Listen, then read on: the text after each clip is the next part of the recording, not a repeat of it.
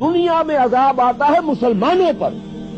مسلمان ہو کر تم اگر اسلام پر عمل نہیں کرتے، دعویٰ تمہارا اسلام کا ہو اور عمل تمہارا کافرانہ ہو، نام لو تم محمد کا صلی اللہ علیہ وسلم اور اتباع کرو تم محمد کے دشمنوں کا، دعویٰ کرو اللہ اور اس کے رسول کی وفاداری کا اور تمہاری دوستیاں ہوں اللہ اور اس کے رسول کے دشمنوں سے، تم کہو اللہ اور اس کے رسول کے احکام کو ہم مانتے ہیں اور سودی کاروبار کر کے اللہ اور اس کے رسول کے خلاف اعلان جنگ کیے رکھو.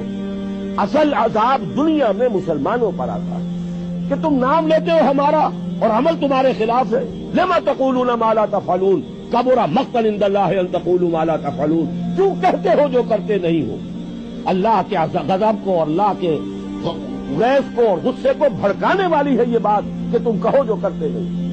یہ ہے اصل سبب. اصل مجرم ہم ہیں، ہم دوہرے مجرم ہیں.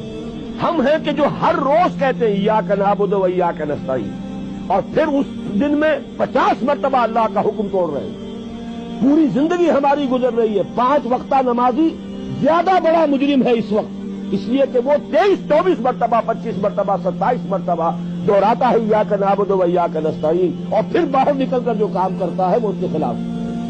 یہ ہے اصل میں سبب. اور یہ جان لیجئے جو عذاب ہم پر آ رہا ہے اللہ کا وہ اس وجہ سے آ رہا ہے. ہمارا کام تو یہ تھا کہ ہم دین کے علمبردار ہیں، دین کا ایک نظام دنیا کے سامنے پیش کریں. تب تک وہ ماڈل مسلمان قائم نہیں کریں گے، یہی عذاب کے کوڑے برستے رہیں گے. سب سے سخت تر عذاب آئے گا